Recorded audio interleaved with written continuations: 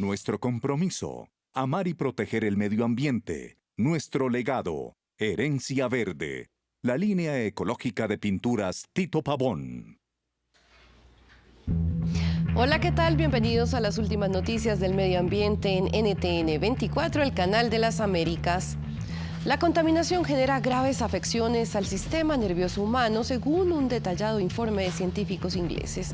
A medida que crecen las grandes ciudades, la calidad de salud de las personas disminuye. Peligro, contaminación.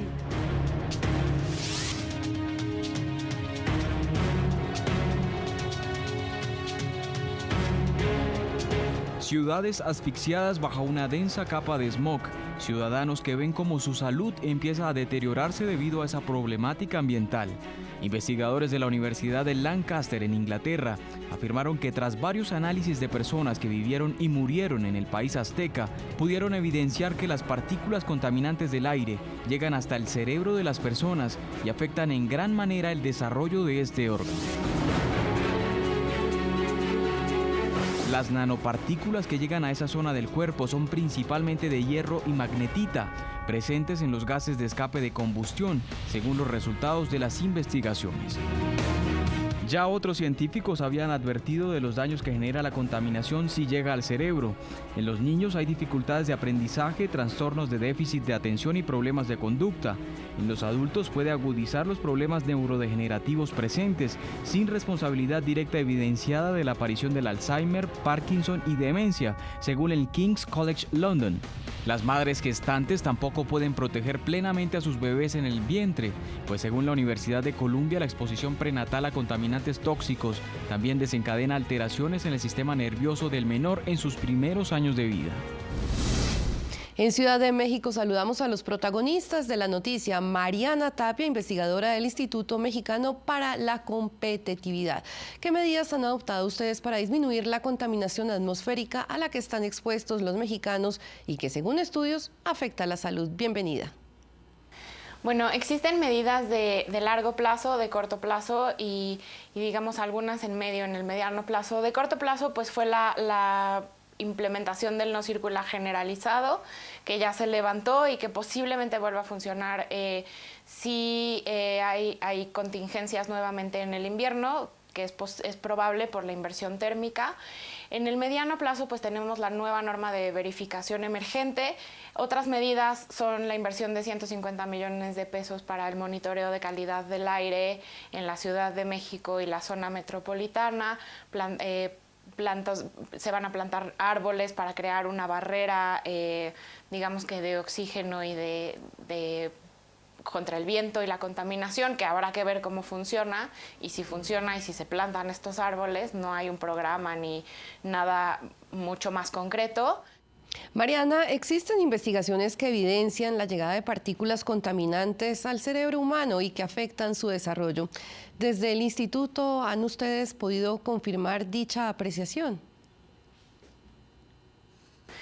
Sí, bueno, el daño a la salud por la contaminación y la mala calidad del aire es una cosa que no se puede negar. Hemos visto que mientras, digamos, si vemos una pirámide, el mayor número de afectaciones al mayor número de población son afectaciones leves como irritación de ojos, de dolores de garganta, de cabeza, y se va cerrando, digamos, la pirámide hasta las afectaciones pues más graves como son el cáncer de pulmón, las enfermedades isquémicas del corazón. La contaminación del aire es una causa importante en la mortalidad infantil en niños menores de 4 años en México. Y bueno, se ha demostrado en los últimos meses que incluso el Alzheimer, que es una enfermedad que no teníamos como que muchas pruebas de qué estaba pasando con eso, está muy relacionada a la contaminación atmosférica. Sin duda es un problema. Mariana, ¿y qué factores hacen que aumente el índice de contaminación atmosférica en el país y cuáles precisamente son sus recomendaciones para protegerse de ella? Bueno, el problema de la contaminación es un problema que tiene muchos factores y además ubicaciones distintas, ¿no? Es un problema que nos puede llegar la contaminación de la refinería de Tula, no es descabellado decirlo, de la zona industrial de Toluca, de otras zonas industriales del Estado de México.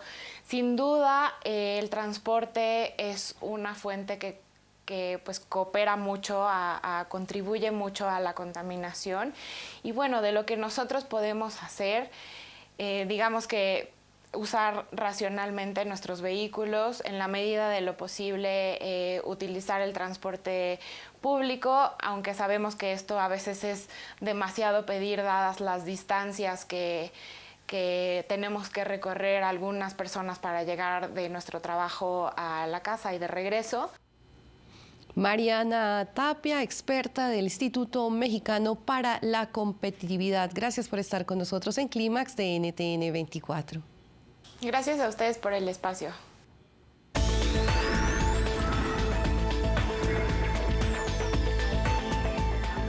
Y en otras noticias ambientales, una gran pérdida de vegetación enfrenta la ciudad azteca Xochimilco, México.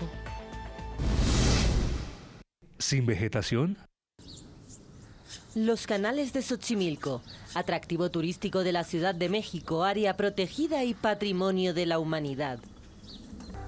Adrián vive en las chinampas desde hace medio siglo. Aquí cultiva las verduras que luego vende en un mercado cercano. También es testigo de la urbanización ilegal que amenaza estos canales. Entonces, toda esa parte también. Por esa razón, por eso Xochimilco se está destruyendo. Estamos en uno de los 600 asentamientos irregulares de la zona. El suelo puede ser privado y la agricultura está permitida, pero no así la construcción de vivienda. Algo que Julia no sabía cuando compró su terreno hace 25 años. Asegura que en ese momento apenas 4 familias vivían aquí. Sus hijos y su nieta se han criado en estas calles a las que apenas llegan los servicios. Si nos llegan a desalojar de aquí, nos van a dar en dónde vivir. Pero nosotros no queremos ir a otro lado, queremos vivir aquí porque aquí compramos. A apenas unos metros de su casa se puede ver cómo se siguen levantando nuevas construcciones. Además de ser uno de los pulmones de la ciudad, los canales también son una zona de recarga de mantos acuíferos. En la delegación de Xochimilco tratan de revertir los estragos de la urbanización, aunque el resultado no sea inmediato. La sustitución de tierra por concreto y también regenerar el suelo sí es tardado, unos 10 años, 5 años, lo menos. Pero según Claudia Centeno, su labor es insuficiente. Esta vecina lleva 2 décadas denunciando el tema. A pesar de las amenazas y las agresiones que ha recibido por ello, dice que la lucha sigue teniendo sentido y continúa exigiendo a las autoridades que tomen medidas. Porque nos estamos asfixiando en esta ciudad. Y yo no creo.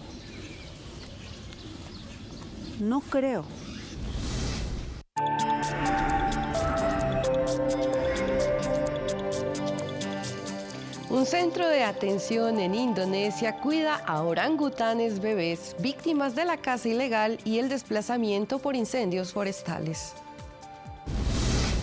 Escuela de orangutanes.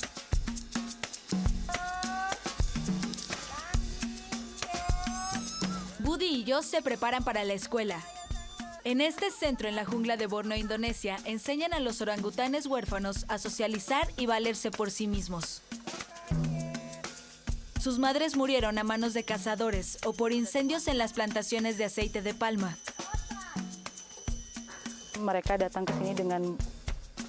Los orangutanes llegan aquí con una serie de malas condiciones que van desde graves heridas de bala hasta desnutrición. La población de orangutanes de Borneo se ha reducido 2/3 partes desde los años 70.